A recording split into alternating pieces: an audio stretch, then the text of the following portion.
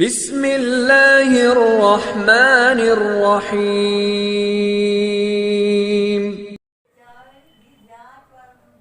بسم اللہ الرحمن الرحیم۔ الحمد للہ رب العالمین، الصلاۃ والسلام علی محمد وآلہ الطیبین الطاہرین، اللہم صلی علی محمد وآل محمد۔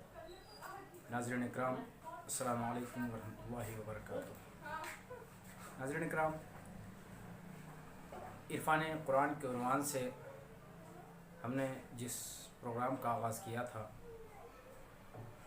ایک مرتبہ پھر آپ حضرات کی خدمات عالیہ میں حاضر ہوئے ہیں۔ گزشتہ جو پروگرام تھا وہ سورہ والعصر کی ہم نے مختصر سی وضاحت آپ حضرات کی خدمات عالیہ میں پیش کی۔ آج سورہ تکاثر، اس کی تلاوت کا مختصر سا فائدہ اور مختصر سی وضاحت آپ حضرات کی خدمات عالیہ میں پیش کرنے کی کوشش کریں گے۔ سورہ تکاثر یہ مکی سورہ ہے اور اپنے ضمن میں 8 آیات کو لیے ہوئے۔ تبریسی نے لکھا کہ نہیں، یہ سورہ جو ہے مدنی ہے۔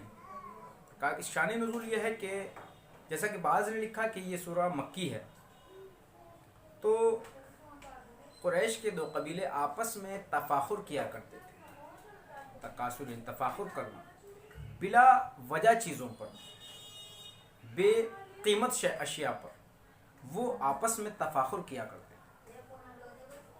جو کہتے ہیں کہ نہیں یہ سورہ مدنی ہے، وہ کہتے ہیں کہ نہیں، یہ قریش کے قبیلے نہیں ہیں، بلکہ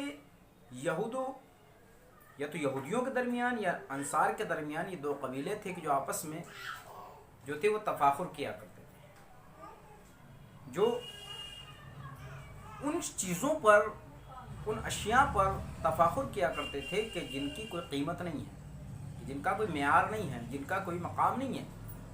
حتیٰ کہ یہاں تک کہ وہ اپنے مردوں کو میں بھی تفاخر کیا کرتے تھے کہ ہمارے مردے آپ سے زیادہ ہیں، ہمارے لوگ آپ سے زیادہ ہیں۔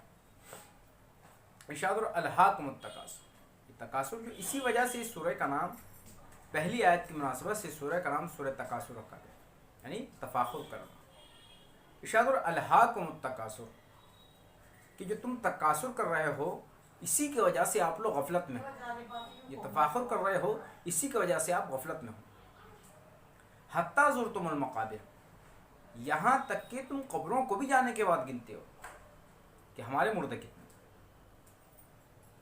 کلا سوفا، کلا یعنی ہرگز نہیں، یہ چیز جو آپ کر رہے ہو یہ ہرگز اچھی نہیں ہے۔ سوفا تعلمون، ان قریب تم اس چیز کو جان لو گے۔ پھر اس کے بعد ثم کلا، پھر ہرگز نہیں، یعنی جو چیز تم کر رہے ہو یہ ہرگز اچھی نہیں ہے۔ ثم کلا سوف تعلمون، تم جو ہے اس کو ان قریب جان لو گے، تم دیکھ لو گے، مشاہدہ کر لو گے، پہچان لو گے کہ کیا چیز غلط ہے، کہ جو تم تکاثر کر رہے ہو یہ غفلت میں ڈالنے والا۔ الہاکم التکاثر حتی زرتم المقابر کلا سوف تعلمون ثم کلا سوف تعلمون کلا لو تعلمون علم الیقین، ہرگز نہیں، بار بار اس لفظ کلا کی جو تکرار ہو رہی ہے، پروردگار بتانا چاہ رہا ہے کہ دیکھو ہرگز یہ چیز اچھی نہیں ہے، ہرگز یہ چیز اچھی نہیں ہے۔ کلا لو تعلمون علم الیقین، اگر تم جو ہے علم یقین تک پہنچ جاتے، کلا لو تعلمون علم الیقین لترون الجحیم، تم جو ہے آخرت کو پہچان لیتے، آخرت کو دیکھ لیتے، لترون الجحیم، تم آخرت کو دیکھ لیتے، جہنم کو دیکھ لیتے۔ ثم لترونہا عین الیقین، اور تم جو ہے قریب جو ہے مشاہدہ کرو گے آخرت کا، جہنم کو مشاہدہ کرو گے کہ تم بار بار تفاخر کر رہے ہو بلا قیمتی اشیاء پر بھی۔ تو اس سے یہ ہے کہ آپ جو ہیں جب یوم آخرت ہوگا تو آپ اس کا مشاہدہ کریں گے، یہ چیز ہرگز اچھی نہیں ہے۔ ثم لتسألن یومئذ عن النعیم، اس کے بعد آپ سے یہ سوال کیا جائے گا۔ کیا سوال کیا جائے گا؟ کہ جو نعمتیں یومئذ آخرت کے دن، ثم لتسألن یومئذ عن النعیم، تم سے سوال کیا جائے کس دن؟ آخرت کے دن۔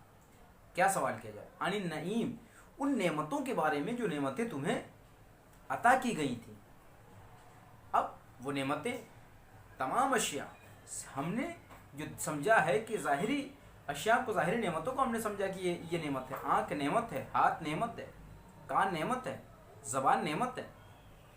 ان سب اشیاء کے بارے میں ہم سے سوال کیا جائے گا کہ آنکھ جو ہے، آنکھ کا استعمال کہاں کیا گیا، کانوں کا استعمال کہاں کیا گیا، زبان کا استعمال کہاں کیا گیا، یہ تمام چیزیں. لیکن اسی کے ساتھ ساتھ اہم چیز جو ہمیں سمجھنا ہے وہ یہ کہ یہ تمام اشیاء نعمتیں ہیں، لیکن اسی کے ساتھ ساتھ قرآن کریم جو ہے وہ بھی نعمت ہے، محمد مصطفیٰ جو ہے وہ بھی نعمت ہے، ائمہ اہل بیت علیہ السلام جو ہے وہ بھی ہمارے لیے نعمت ہیں. ان کے سلسلے سے بھی سوال کیا جائے گا. قرآن نعمت ہے، قرآن کے سلسلے سے سوال کیا جائے گا قرآن کی تلاوت کتنی کی گئی. قرآن کے سلسلے سے سوال کیا جائے گا کہ قرآن کی آیات کو پڑھنے کے بعد تلاوت کے ساتھ ساتھ ان کو مفاہیم، ان کے معنی، اس کے مقصد و مفہوم کو سمجھا کہ نہیں سمجھا، قرآن کے مقصد پہ عمل کیا کہ نہیں کیا، ان کی آیات کے جو احکام ہیں ان پر عمل کیا کہ نہیں کیا. محمد مصطفیٰ ہمارے لیے نعمت ہے، رسول کا ہونا ہمارے لیے نعمت ہے. سوال کیا جائے گا کہ آیا رسول سے صرف محبت کی کہ رسول سے مودت بھی کی. اہل بیت علیہ السلام ہمارے لیے نعمت ہے. اس سلسلے سے سوال کیا جائے گا کہ آئے یہ ان کے سلسلے سے آپ نے صرف ان سے محبت کی، ان کی مودت بھی کی آپ نے. تمام چیزیں. اس کے بعد اس سورہ کا فائدہ سب سے بڑا یہ ملتا ہے، رسول السلام صلی اللہ علیہ وآلہ وسلم اللہم صلی علی محمد و علی محمد ارشاد فرماتے ہیں کہ من قرأ، کہ جو شخص اس سورہ کی تلاوت کرے گا،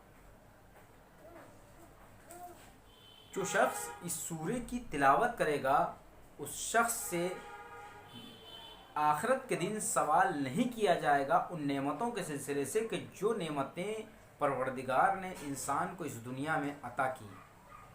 اس کے علاوہ جو شخص اس سورہ کی تلاوت کرے گا اسے ثواب ملے گویا اس نے 1000 آیتوں کی تلاوت کی. لیکن پہلا جو فائدہ بیان کیا گیا کہ ان نعمتوں کے سلسلے سے سوال نہیں کیا جائے گا جو شخص اس سورہ کی تلاوت کرے گا، کہ جو نعمتیں اسے اس دنیا میں ملی ہیں اس کے لیے ہے کہ جو شخص اس سورہ کی تلاوت کرنے کے بعد اس سورہ کے مفہوم کو سمجھ رہا ہے، اس سورہ کے مفہوم کو سمجھنے کے بعد اس سورہ کا جو مقصد ہے اس پر عمل کر رہا ہے. یہ ہمیں سمجھنے کی ضرورت ہے. انشاءاللہ اس شخص کو اس سورہ کا جو فائدہ بیان کیا گیا اس کو یہ فائدہ پہنچے گا کہ جو انسان اس سورہ کے مفہوم کو سمجھ رہا ہے. مفہوم کیا ہے؟ کہ وہ تفاخر نہیں کر رہا. تفاخر کو بلا قیمتی اشیاء پر تفاخر نہیں کر رہا ہے، بلا سبب تفاخر نہیں کر رہا ہے، دوسرے کو نیچا نہیں سمجھ رہا ہے. لہٰذا ہمیں سمجھنا ہے. اور آخر میں دعا گو ہوں کہ بحق محمد والہم پروردگار ہمیں قرآن پر عمل کرنے کی توفیق عطا فرما، اور بلا وجہ جو ہم دوسرے کو نیچا کر دکھانے کی کوشش کرتے ہیں، اپنے آپ میں تفاخر کرتے ہیں، اس سے ہمیں دور رکھ اور ہمیں غافل ہونے سے بچا. لہٰذا اس سورہ کا جو نتیجہ نکلا ہے وہ ہم سمجھتے ہیں کہ ہم غفلت میں اس لیے ہیں چونکہ ہم جو ہیں تکاثر میں مبتلا ہیں، ہم جو ہیں تفاخر میں مبتلا ہیں. انشاءاللہ ہم جو ہے کوشش یہ کرنی چاہیے کہ ہم اس تفاخر و تکاثر سے دور رہیں. فقط السلام علیکم ورحمۃ اللہ وبرکاتہ.